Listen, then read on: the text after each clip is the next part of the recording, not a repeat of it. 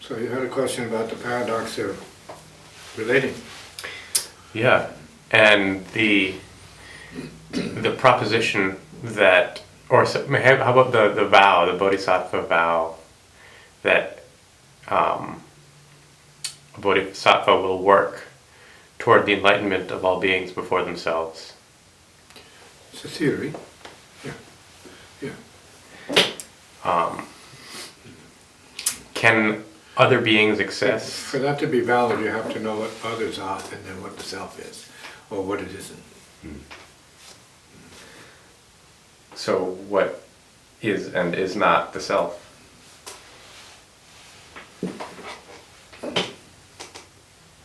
Well, the self, in this case, at this stage of, let's say, ordinary consciousness, is recognized as what causes the suffering.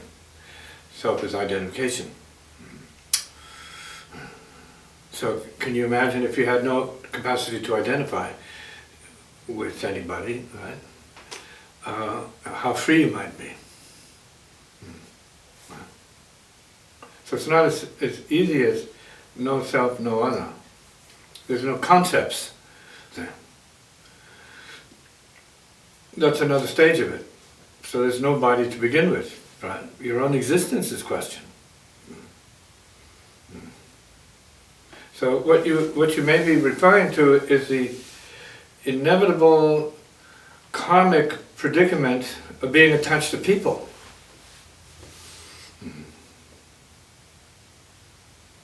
Whether you call them based upon self-identification or other identification, the bonds are set up, perhaps at conception.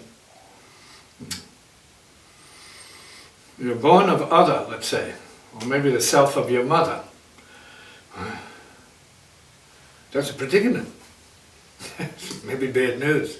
Well, it depends on the nature of that bondage and what that identification means, what self then means.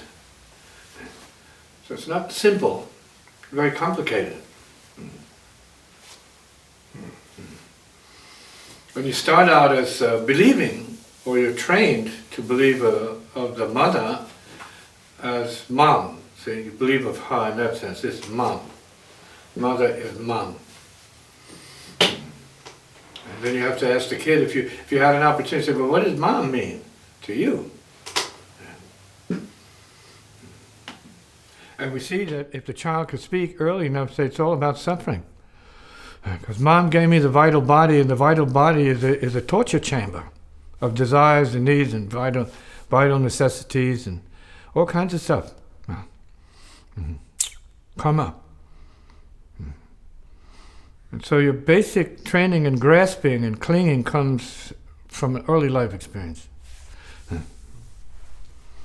And so even with people who are in the theories of, let's say,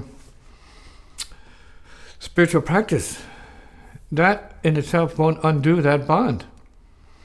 Death doesn't undo that bond, so how's anything else going to undo that bond?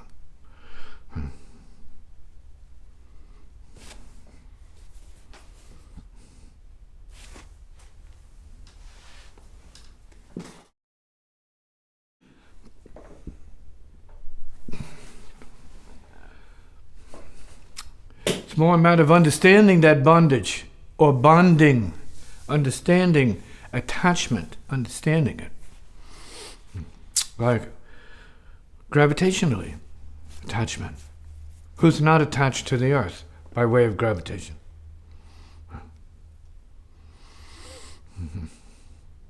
So it's understanding the attachment and what the purpose is of an understanding of attachment. So it's to detach is not always enlightenment. To detach may be also a form of bondage. When we look at it closely enough, may see it as a paradox.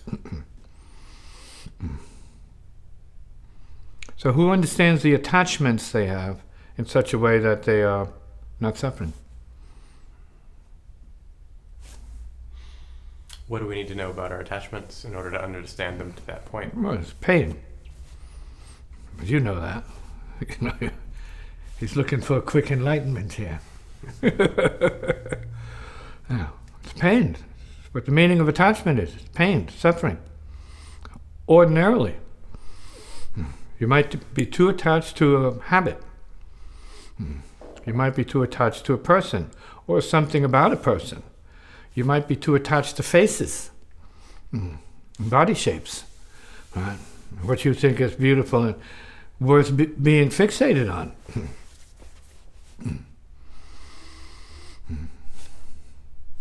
So that's an individual perception and an individual experience. See?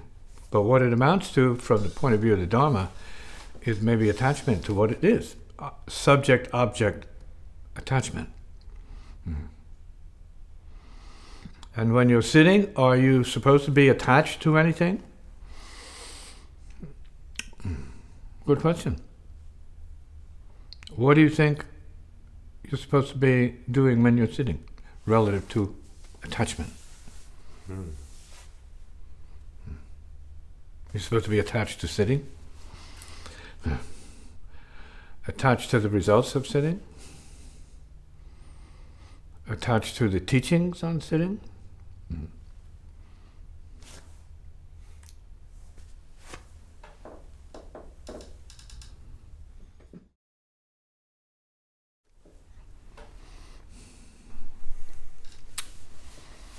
Some might say, and it could be true, that attachments are payments.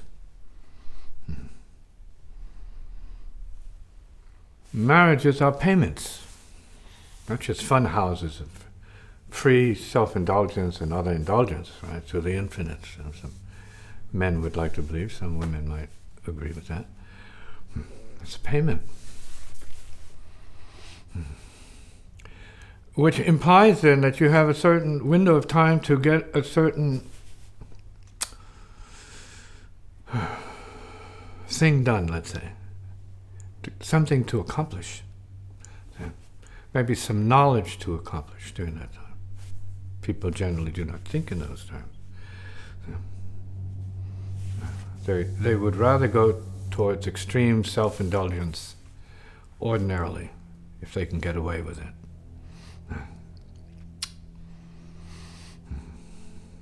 So payment then is implying more deeply what was going on before. What does the person owe you, and what do you owe the person? Do you know? We have to push the veil aside. Say a friendship of ideal partners and all this glamour that's added to it has nothing to do with what it is. Ignorance. So you don't know what you're with somebody for, so, apart from your idea, maybe a need for self-indulgence. So,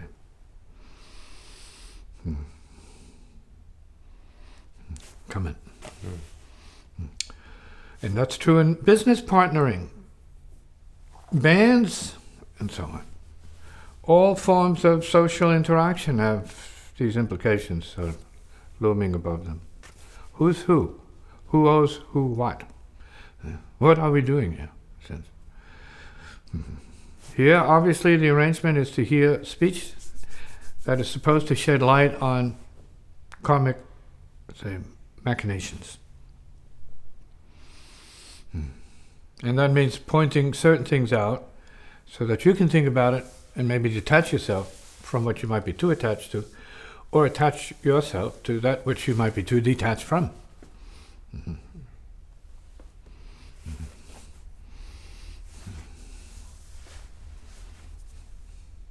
So that seems to imply that the ideal state may not be in complete detachment.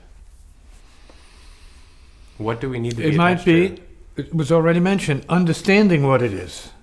Not merely discussing the concept of what it is, but understanding what it is in the individual's case. How much time to be with your mother to keep it good, right, so to speak, to keep it going well. How much time to spend with your enemies to pay the debt, right? Go through the struggle, the conflict, the lawsuits, right? the gone sour love affair, whatever it is. Right? Bad news, bad karma. Right? Seeing through it is important. Not just looking at it. Not just being happy because you have attachments, you have the cronies, right? You have buddies. So you don't know what they're doing to you to hold you back or push you forward, exactly. Because you hang out with certain peeps, especially as musicians, and that's to bring you down, to keep you in bondage. It's not to elevate you particularly, or help you progress particularly. No, it's just attachment. Like the person, like the musician, like the way they play, like the way they hang, so to speak, hang out, like the way they live. And it's an attachment, no doubt. But is it for enlightenment, information, or just for bondage? Attachment for attachment's sake in the worst way, where you're put to sleep by it. You're not watching, you're not looking, you're not thinking, you're not seeing. You're not perceiving anything about it, so to speak. And this is true in romantic entanglements as well. Right. Silly, stupid, nonsense, emotions, addictions. People fall in love with one another for the strangest, weirdest, maybe amusing things. Like their car, like the hairdo, I like the lipstick, I like the underarms, I like the hair on the body, and all of these, like, huh? Okay, if you must. What? Well, we fell in love. I said, oh, what caused that, by the way? Oh, they look this way. They smell that way. Okay, good reasons, I take it. All right, everyone's, doing their thing. But who's seeing the attachment and maybe the karmic implications of it? Does that even matter? Like, in terms of what's being created. See, what's being created when you're having your sex? Right. Who's creating what? Who's creating who? Who's minding the store in the future? Sex, it's a creative act, right? They say that, right? Love, let's call it making love. That's like making it more like ice cream, right? What's being created of it? What are you giving up, and what is the other person gaining, or what are they gaining, and you are giving up in this configuration of exchange, which nobody knows anything about because it's veiled by pleasure, right? And resolved in many cases by orgasm, right? Which is like a mock death, right? Which means what to who? You ever tell your mate that you just die? You just died. You disappeared for a few seconds. Your eyes rolled up into your head, and you went out. Where'd you go? Like, out-of-body experience, perhaps. Why? What? Comment. Or it could be music, could be anything else. Who's measuring? Who cares? Right? Who dares to talk or think about it in that way? Beyond the veil of what it is. Like the romance with war. Who's looking at it? I mean, how many people have been in that want more of that?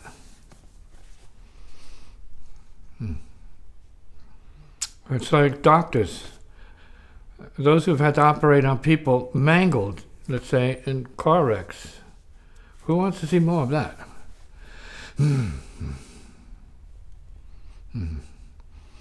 There's attachment, association, and a whole bunch of other stuff that we rarely think about as being significant or important to think in terms of. But we're here to create and be created, right, by everything around us, and maybe recreate whatever it is for the betterment, maybe to make things safer for people, make life more meaningful, more, let's say, mindful.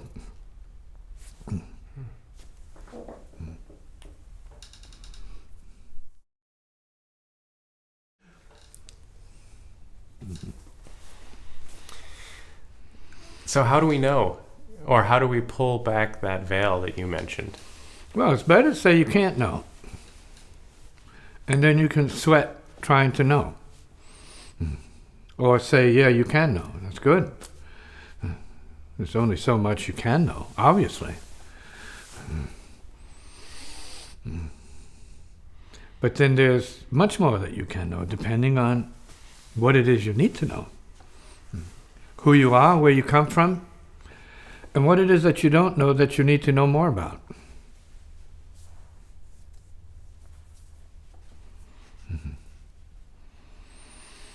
So if we're talking about sleeping mind, sleeping consciousness, right? Mopey-dopey, right? Someone is not interested in anything. They just want their soda popcorn, which is normal. It's honorable. No harm being done, right?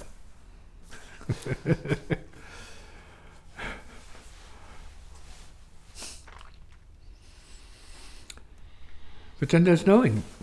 There's knowing. Is there an end to knowing? Is there a limit to knowing? Maybe, maybe not.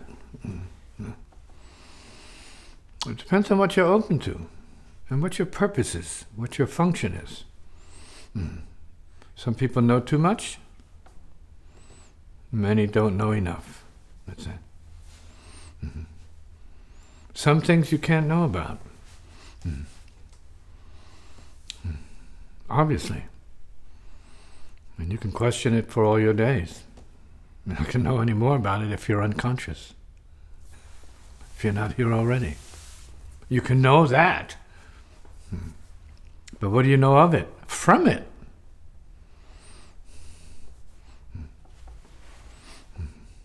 Because we're talking about consciousness on, consciousness off. Consciousness in fear and consciousness in joy. Consciousness of pain, consciousness of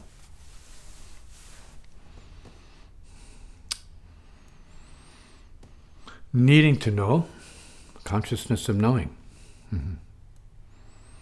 Which is not up or down, it's not here or there, it's just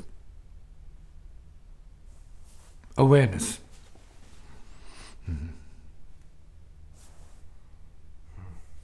It's not an answer, not a question. So it's the consciousness of being that the yogis seem to become very good at.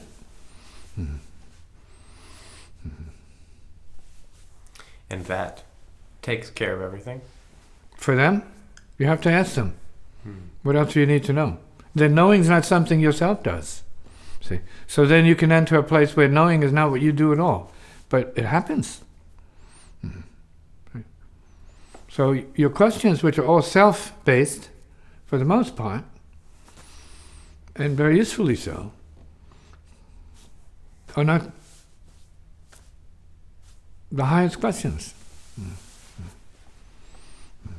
A higher question might be, well, what's the greatness of not knowing? So then we have to dismiss knowing altogether because we see it as now as a limitation and negative thing.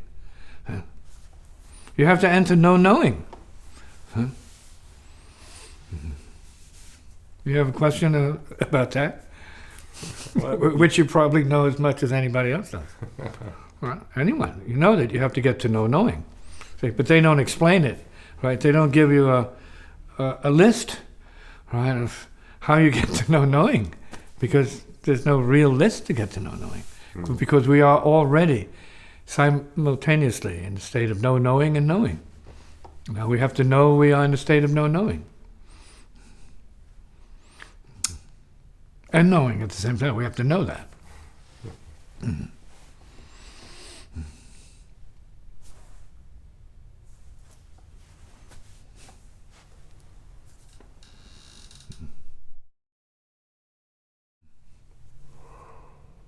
So not knowing, in this sense, is not equal to ignorance. There may be some things you better not know. Yeah.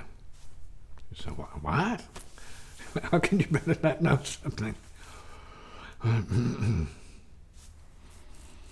so the human mind is designed with filters, let's say.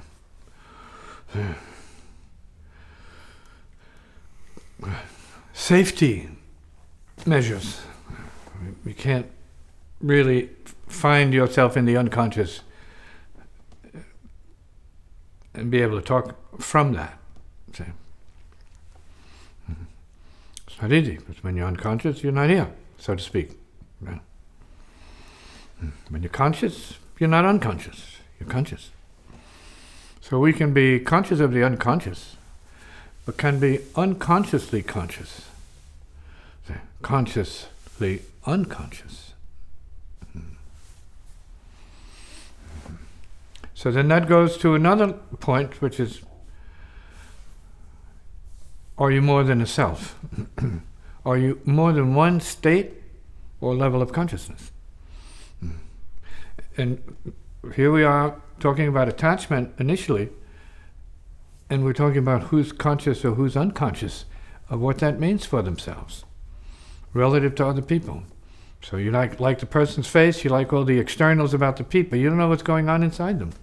So you don't know if they're dangerous to you in good ways or bad ways.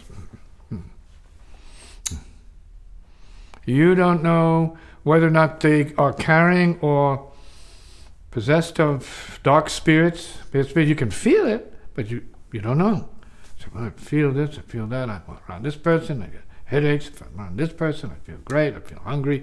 Feeling all these things that you pick up from others.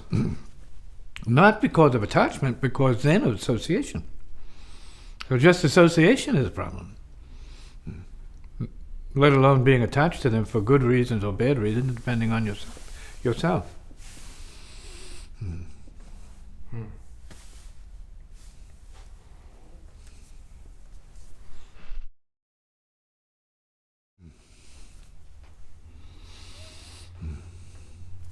Question? Does the sensitivity that you are describing that can help somebody protect themselves from nasty situations? Sensitivity is useful, but you have to be suspicious. It's even better. Right? Not vulnerable, suspicious in a creative sense. I'm not saying being paranoid for nothing.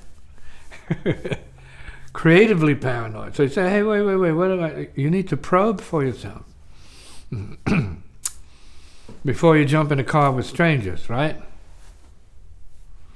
Or before you're talked into letting a guy do target practice with you as the object.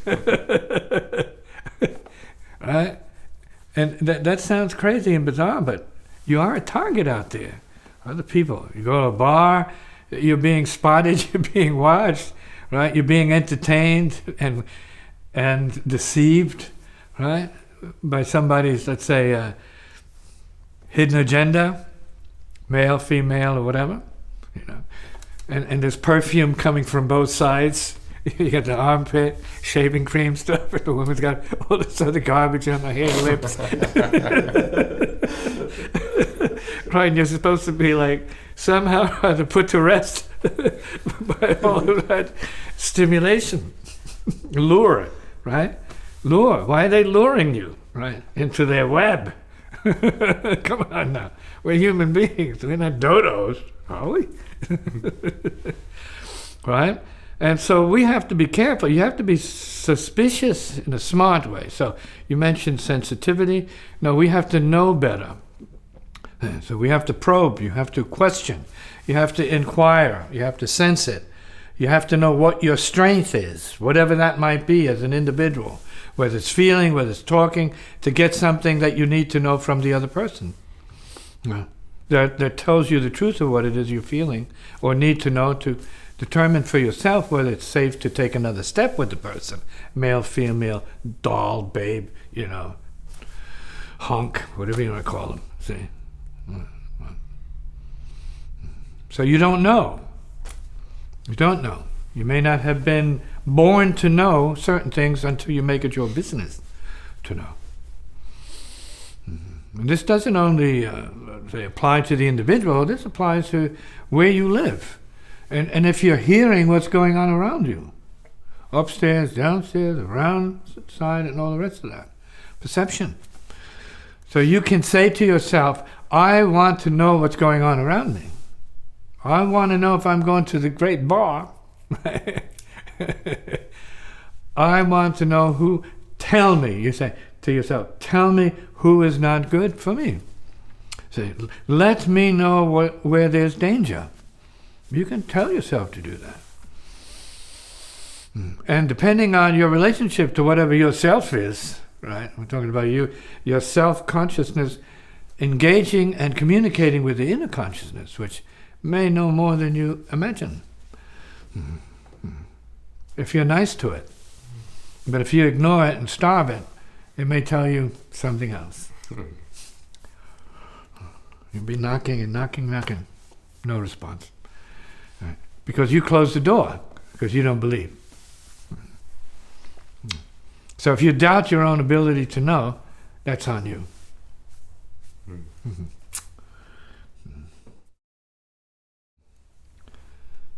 An individual can have bad tastes, bad judgment, bad preferences.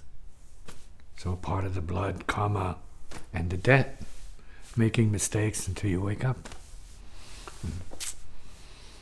It's not bad. It's a learning process. Choosing to... For some people, they say it's the wrong friends.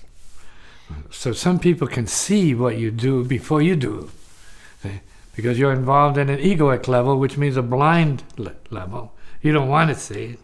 You just want to indulge and trip, right? Egoically speaking. And engage their BS. And you're all sucked into, line, hook, and sinker in their BS.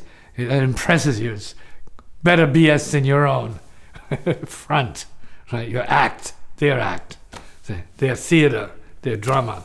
Well, you have to see through all of that. So when you come to a situation like this where you have an opportunity to ask questions, because you feel you're open and ready to understand what the purpose is of this kind of burn or purification, clearing the field for yourself, so to speak. It's there to be cleared. Clear. So you can walk forward. Not just keep going around in everybody else's circles. Walk forward if you sense, like, now you're here, I say walk forward. Get away from all this circular, carouselic kind of behavior that you engage in relative to the nonsense of other peeps. Make your associations purposeful. Upgrade your preferences so that they are the right preferences, good preferences, like cars. You prefer a Tesla, of course. Who wouldn't if you know anything about Tesla? Who wouldn't? You hope it's like the magical car that'll get you across the galaxy and while we're pressing a button. I don't think that's going to happen anytime soon. Comment. Yeah. And up to a certain point, working with preferences, realizing that there are preferences. Well, you can create preferences. You can upgrade your preferences. I say, I used to prefer that soda. Right. And those burgers. Now I prefer the veggie burgers. They don't taste as good. But we agree they're supposed to be better for you, lighter for you, less karma. Killed creature stuff is the heaviest food. It's the barbarian's preference. Come on. So we're talking about upgrading. We need to know enough to upgrade. We need to know that we can upgrade. That's part of the learning process. Part of tapping into the brain and the conscious intelligence that's there that has cosmic potential.